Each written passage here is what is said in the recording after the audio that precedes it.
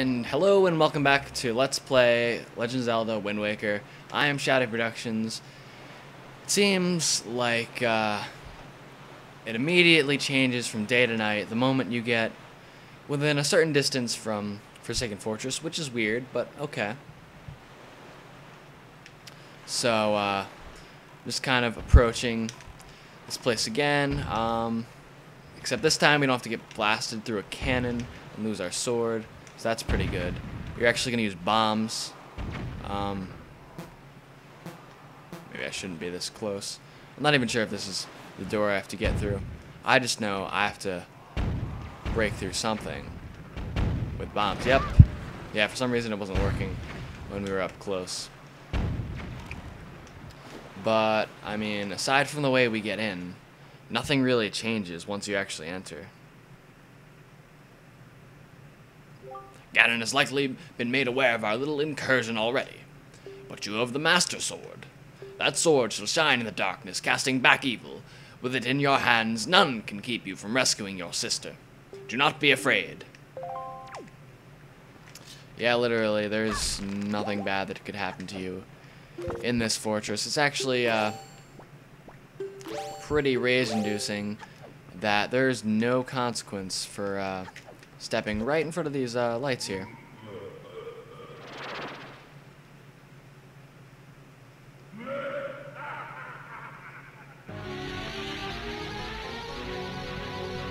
Well, hello, Phantom Gannon. You are looking very lovely today.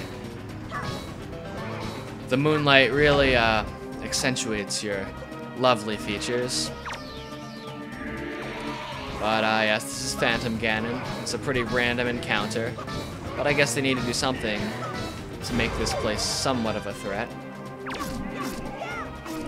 But this guy, pretty easy, and pretty much a throwback to Phantom Ganon battle, or even the regular Ganondorf battle from Ocarina of Time. Same idea, as long as you're referring to the second part of, that was just stupid. That was just, you're dumb. You're dumb, Phantom.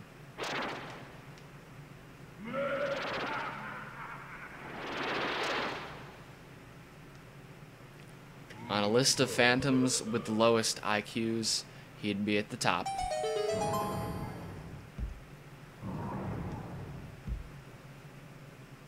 Anyway, I was gonna say, I was talking about the second part of the Phantom Ganon battle from Ocarina of Time, because there's none of that painting bullshit.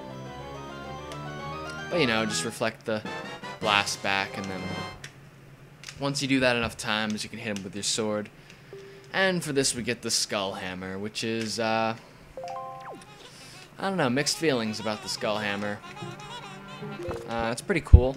You could, like, pound things down, like switches and stuff, and you can get a few fairy upgrades that you wouldn't normally be able to get. But aside from that, you really don't use it all that much. So, it's one of the more useless items, I'd probably say. But now, Forsaken Fortress is pretty much loaded with these switch things, so you really can't go anywhere without getting that first. And another pretty rage-inducing part about this fortress now is that we can kill these guys. Well, actually, that's not rage-inducing at all. But it's actually awesome.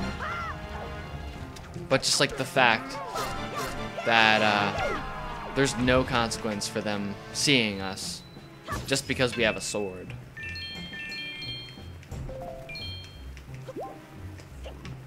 It's kind of stupid, because Link could easily run away from them, or do anything, but no. And I'm just grabbing all their skull necklaces because it's just something good you want to have. I'm probably not even going in the right direction, but it's okay. There might be a path upstairs. These guys, oh, these guys, not fun at all. Hate them so much. You want to be really cautious when you fight these guys, because if you're not, they could pull you in, and once they get a hold of you, you're going back to the beginning of the dungeon. So you want to fight them really carefully. You can't even really fight them from a distance because they'll just go in their little hole. So you got to be careful when you're dealing with them. This is what we've been looking for: a ladder and a weird laser statue. We got a yellow rupee, which is what we really came here for. Fuck our sister. She can die in that cage with all those other pointy-eared girls. Okay, well now that we're on the second floor, we can get around pretty easily. There's also no more ropes. I guess they finally got a clue and decided to get rid of all those. So now you just have to use your leaf. I think I'll steal his spoils and just kill him in like a couple hits.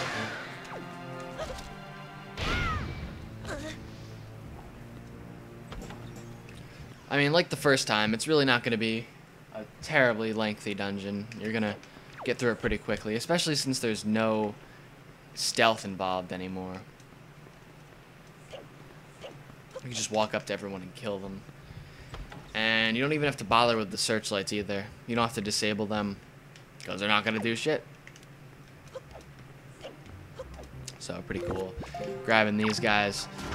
They're skull necklaces because I think we need 20 of them for a certain heart piece side quest thing. So, grabbing as many of those as I can. I think I'll actually make sure I have 20 before I leave. I have 18 right now. I know there's one more outside immediately waiting for me, but I don't know if there's another one. So let's just go back in here, just to be sure. Because I don't know how common they are in the later dungeons of the game. Because I think we start encountering some slightly more challenging foes, but just in case. I know there's one more out here, so should be good now. Assuming it is 20. And not, like, 50. Oh, great. This guy decided he's not going to be here anymore. Cool. Cool, man. Whatever, then we'll just grab one more. Never have to worry about it again. Yeah, but it infuriated me as a kid when you come back here and you can literally just skim by all the searchlights. I don't know how whether or not you have a sword makes any difference as to whether or not you get caught when you get spotted by a searchlight. I don't know if they just say, oh, he has a sword, I'm not gonna bother with him when they see you, but I don't know.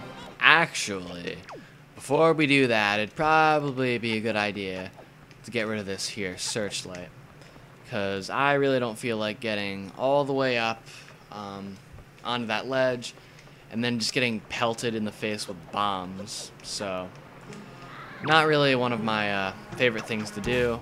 Just gonna get rid of this guy. Be a little more on the cautious side, but whatever. Don't want to have to redo this whole thing. And 36 joy pendants too. Getting close. Maybe we'll find 4 more along the way. Okay. So, seriously this time, now we're going to go up here.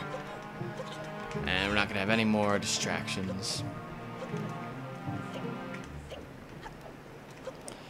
But, yeah, Forsaken Fortress, much quicker and easier when it's not stealth-based. And, I mean, the, part of Forsaken Fortress that you have to do at the beginning, without getting caught or anything, can be kind of annoying. And it's probably not one of my favorite Zelda stealth type things. I know I've criticized Skyward Sword a lot in this LP. I don't even know why. Just kind of certain things reminded me of things I like in this game better than I like in Skyward Sword. But this time, I'm actually going to praise Skyward Sword over this game. I think that they did a pretty spectacular job with making you feel so nervous and just making it so nerve-wracking when you, what are they called? When you have to do those, I don't remember what they're called, but the tier of light areas where you don't have your sword. I don't know why I can't remember what it was called. What? Oh. He vanished. I hit him through the... I don't know what just happened, but I'm confused. I don't know what just happened, but whatever. I am at a loss for words. I hit him through the floor, and then he came back. So confused.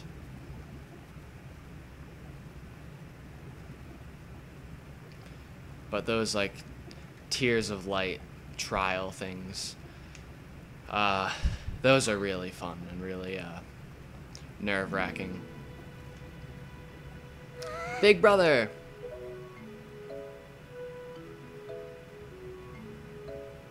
You're okay. Wow, Link is looking everywhere except at his sister.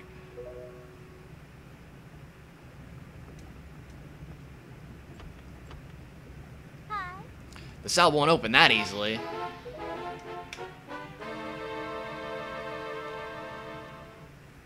There you go, acting before you think, as usual.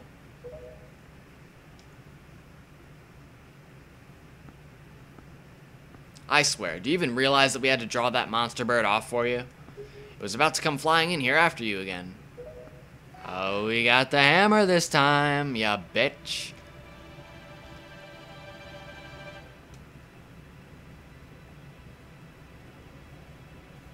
That sword. Where did you get that? Are you... Is that even possible? How could it be? Well, never mind about that. For now, we'll just take these girls. I'm sure their fathers back in town will pay a handsome reward for their return.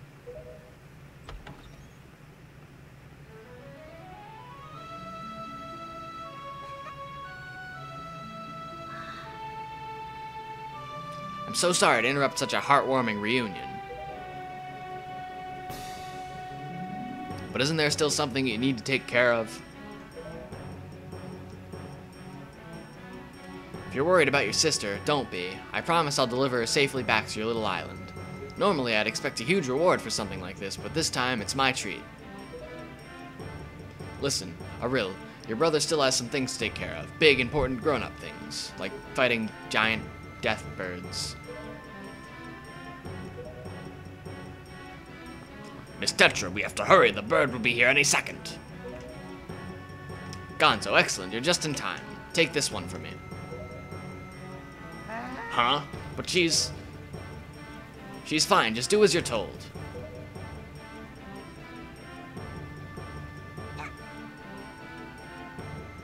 Big brother!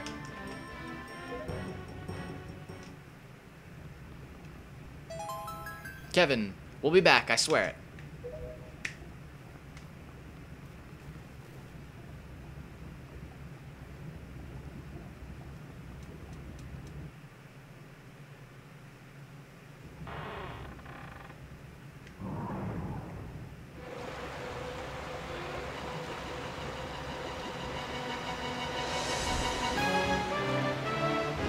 Where's that water coming from?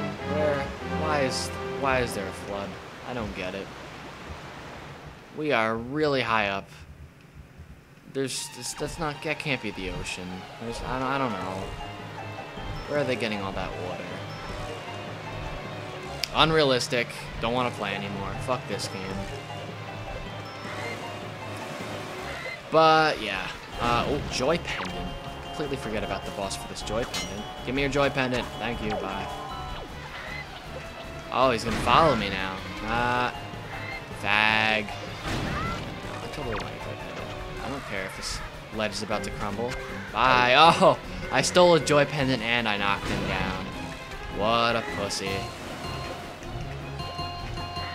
Yeah, just kind of... Wow, this is great. I'm getting so many joy pendants. Should let my sister get kidnapped more often. This is great. Probably almost have 40. Oh yeah, you just might be my 40th one. Oh, this is spec. I'm trying to press B here.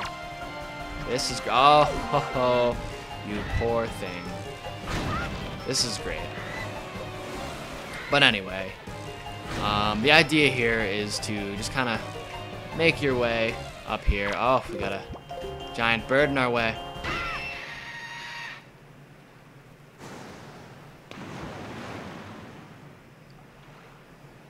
Yeah, the idea is just kind of make your way up before the whole area floods, and it'll kind of knock some platforms down and stuff. But as long as you keep moving, you should be fine. Or even if you stop moving, because I did like 4 times, you should be good.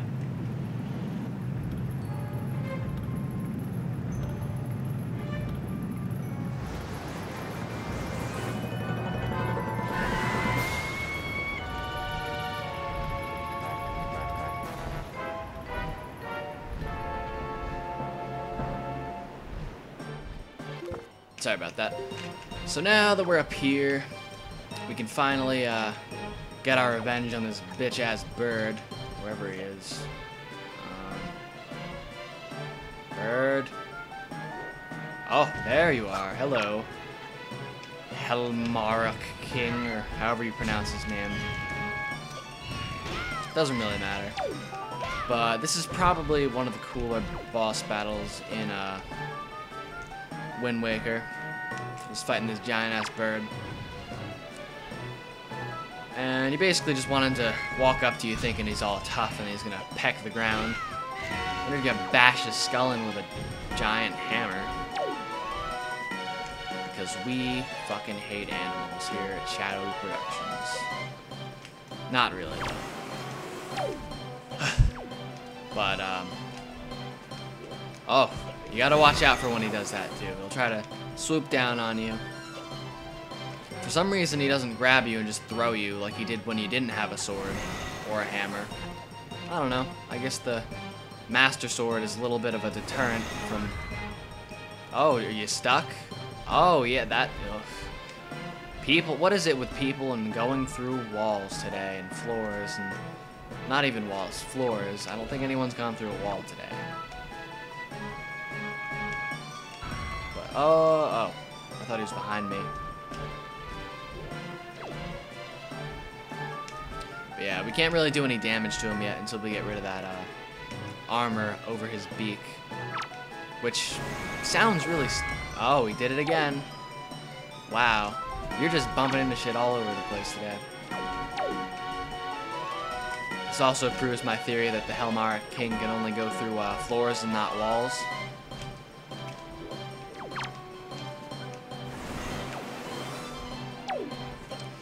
But yeah, there are plenty of other places we could probably hit on this bird that would probably hurt just as badly. That's the only place where there is armor, so I don't really know why we have to hit him in the head. We could just as easily crush his rib cage or other important bird parts. Nah, we're just gonna crush his skull, because that's how fucked up we are. So, just waiting for this guy to actually, you know, smash his beak into the ground. You'd think he'd learn, but nope. Really waiting for that thing to break. I think we've got like one more round, and then it's gonna break.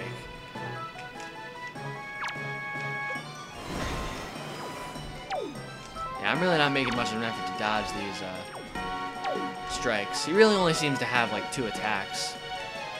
I mean, if you call smashing his beak into the ground an attack.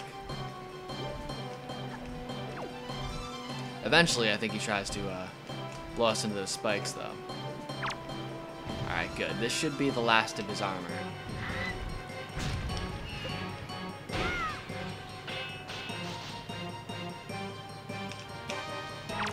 And then we can actually hit him now. with our sword. I don't know, apparently our Master Sword, which is supposed to be this big magical sword, can't break through his armor, but some random ass hammer can.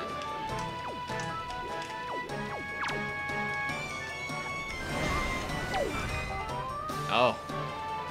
That's good. He smashed his face right into the Forsaken Fortress again. You know, you'd think he'd probably learn his lesson by now, but nope.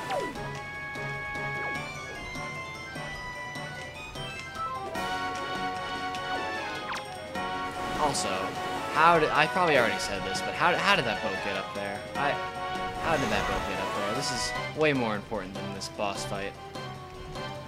Don't understand.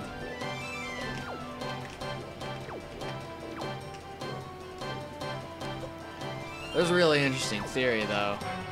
Well, not really a theory, just kind of an observation that, like, if you take the map from, good, dropping 500 frames. There's a theory. No, not a theory. I just said it's not a theory. But if you match up the map from Ocarina of Time with the world map from Wind Waker, you actually get some things lining up. And I think it might have, Forsaken Fortress might have been near Gerudo Fortress. But I think all of like the main areas seemed like they lined up. So I thought that was pretty cool. Finally killed that stupid bird, who really didn't do much besides fly around and smash his beak into the ground. Which did work pretty well, because he almost killed me. But, anywho, I am Shady Productions. Thank you very much for watching, and I'll see you next time.